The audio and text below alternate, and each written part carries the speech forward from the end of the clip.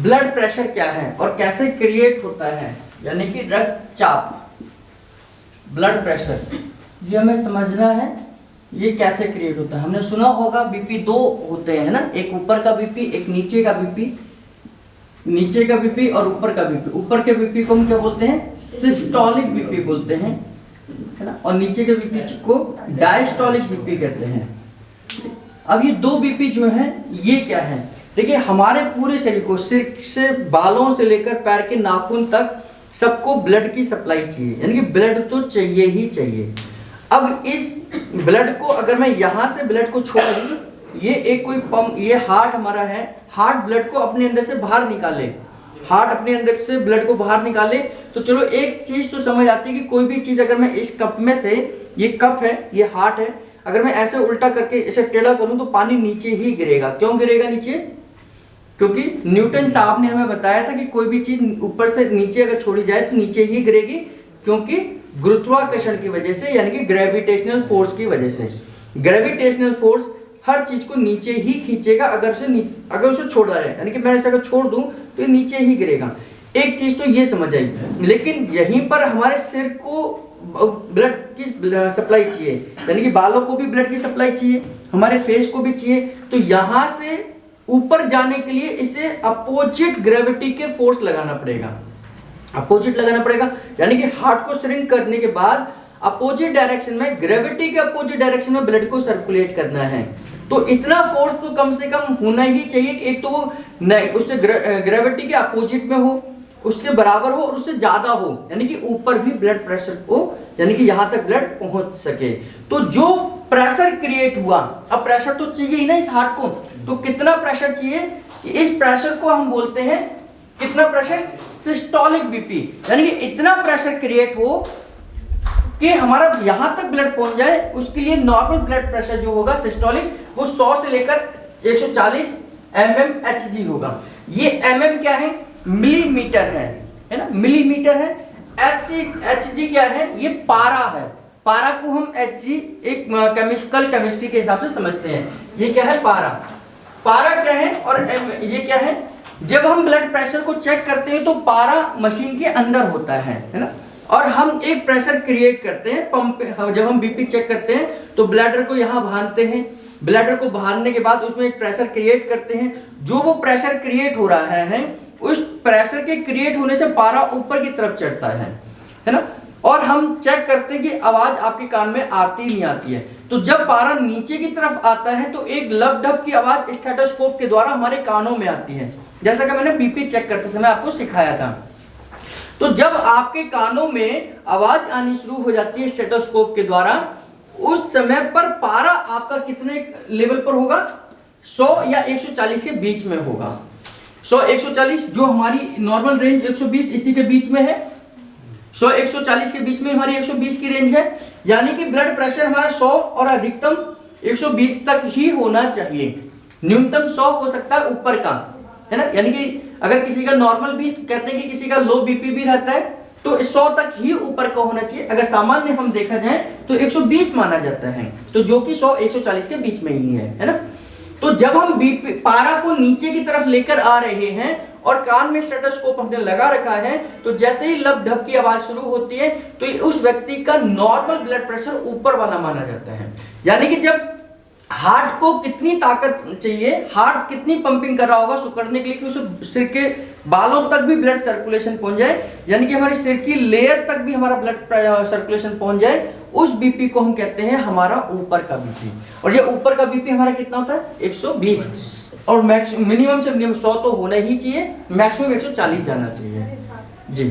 Sir अगर नहीं रुको, जब चलने दो सर, जिस टाइम आवाज आनी लब शुरू होती है उस टाइम हम सिस्टोलिक मानते हैं, चाहे वो 180 पे। हाँ, जब आपकी आवाज शुरू हो जाए आनी, हम स्टेथोस्कोप लगा कर रखे हुए हैं और हमने पारा को ऊपर चढ़ाया।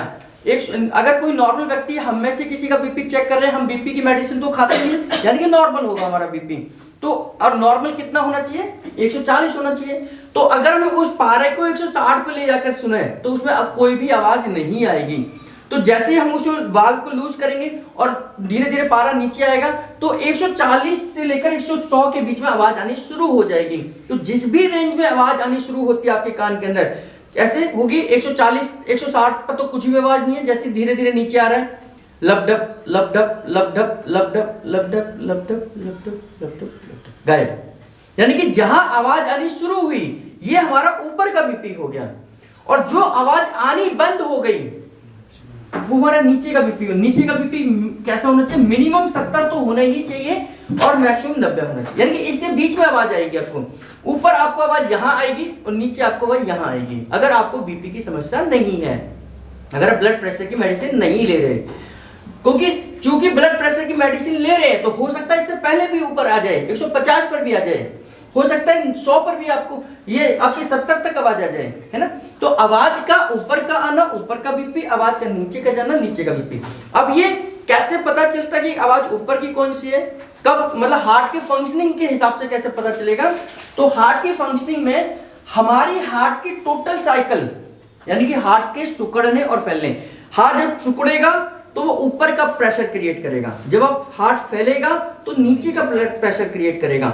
ऐसा नहीं कि हार्ट एकदम से सिकुड़ जाएगा तो बहुत ऊपर चला जाएगा बीपी, वो चला जाएगा तो हमें हाई बीपी हो जाएगा, हमें उसके नुकसान हो सकते हैं। और ऐसा नहीं कि हार्ट फैलेगा तो पूरा ही फैल जाएगा, पूरा फैल गया तो ये मिनिमम हमारा 70 है तो इससे भी नीचे चला जाएगा ब्लड प्रेशर, है ना। जैसे किसी गुब्बारे के अंदर अगर मैं पानी को भर दूं उसमें आधा और उसके अंदर पानी को ऐसे दबाऊं तो पानी ऊपर जाएगा, अगर मैं ज्यादा दबा दूंगा तो फट जाएगा।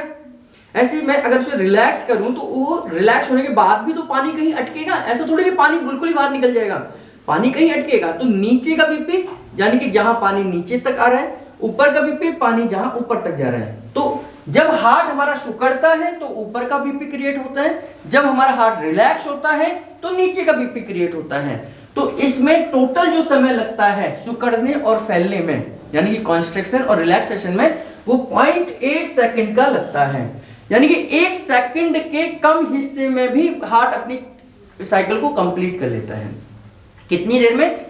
टिक, इतनी देर में हार्ट ने अपना काम कर दिया। यानी कि 1 सेकंड के कम हिस्से में 0.8 सेकंड में हार्ट अपनी साइकिल को कंप्लीट कर लेता है। इसीलिए कहा जाता है कि 1 मिनट में कितने सेकंड होते हैं?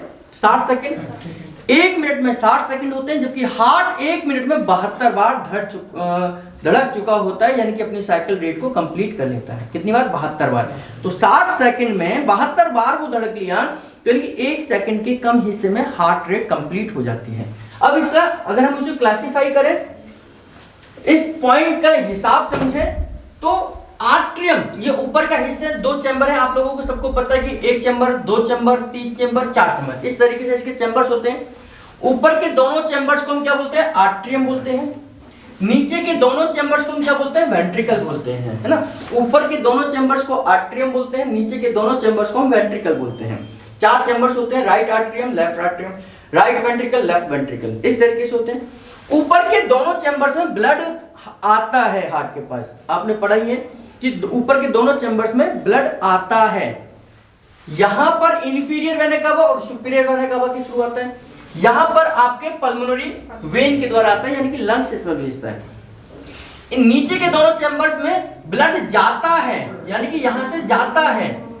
यहां से कहां जाता है? लंग्स के पास प्योर होने के लिए जाता है। यहां से कहां जाता है? पूरी बॉडी को ब्लड सप्लाई होती है। यानी कि ऊपर के दोनों चैम्बर्स में ब्लड आता है, नीचे के दोनों चैम्बर्स से ब्लड जाता है। क्लियर?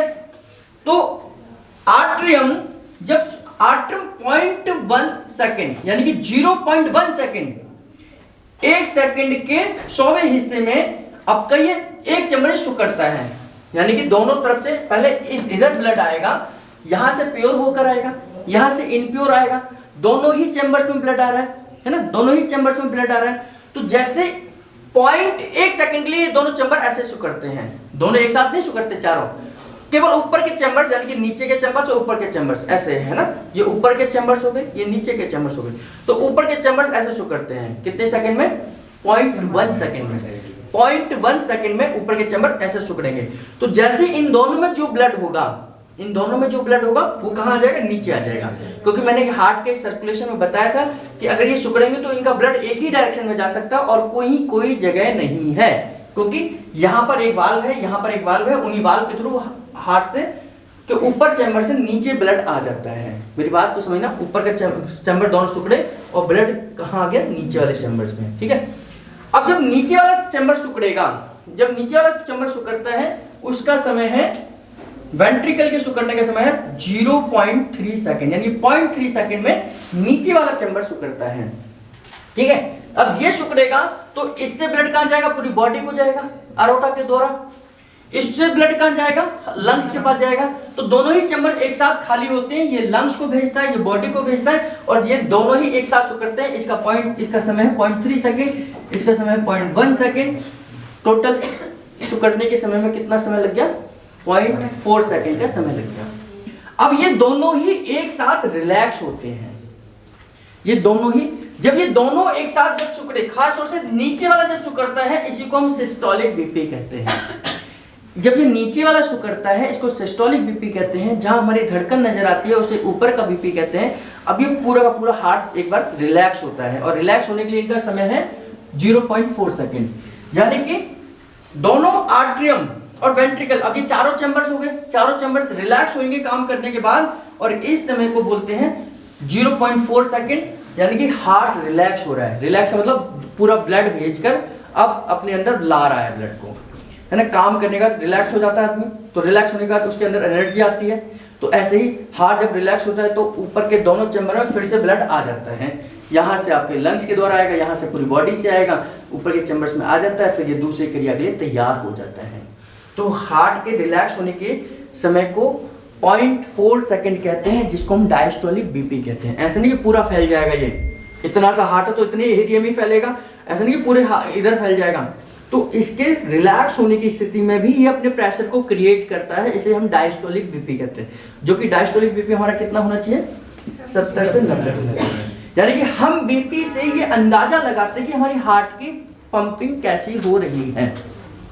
अगर किसी का बीपी ऊपर का 160 जा रहा है, जो कि 140 होना चाहिए, 160 जा रहा है, इसका मतलब हार्ट तेजी से पंप कर रहा होगा ना, तेजी से पंप कर रहा है, इस वजह से वो ऊपर जा रहा है, इस वजह से ऊपर। या दूसरा कारण ये हो सकता है कि ये जो ऊपर के रास्ते हैं जहां से ब्लड ऊपर की तरफ जा रहा है, ये पतले हो गए हैं, ये पतले हो गए, तो किसी भी रास्ते से अगर एकदम से निकलेंगे तो उससे प्रेशर क्रिएट हो सकता है। तो यानी कि ये हार्ट प्रॉब्लम का सिम्टम्स है।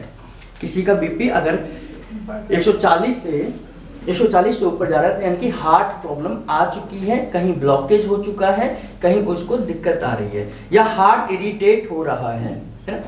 अगर इसका बीपी 60 जा रहा है, इसका बीपी नीचे वाला 70 जाना चाहिए, जबकि 60 जा रहा है, तो इसका मतलब मसल्स लूज हो गई हैं, मसल्स लूज हो गया, हार्ट इनलार्ज हो गया है, बड़ा हो गया है, हाइटनेस अपना साइज बढ़ा लिया है, तो इसका बीपी नीचे जा सकता है।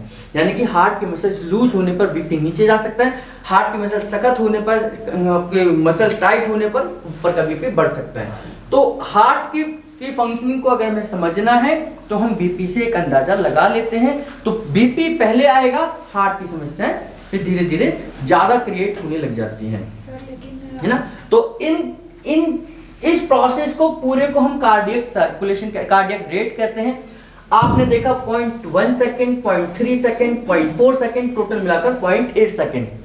हार्ट के सिकुड़ने और फैलने की टाइमिंग जो है 0.8 सेकंड है, यानी कि 1 सेकंड के कम हिस्से में हार्ट सिकुड़ जाता है और फैल जाता है, अपने काम को कंप्लीट कर लेता है। 1 मिनट में 72 बार धड़क जाता है, ये इसकी कार्डियक और फंक्शनिंग रेट है। इसके धड़कने बीपी से हम बहुत सारी बीमारियों का अंदाजा लगा लेते हैं।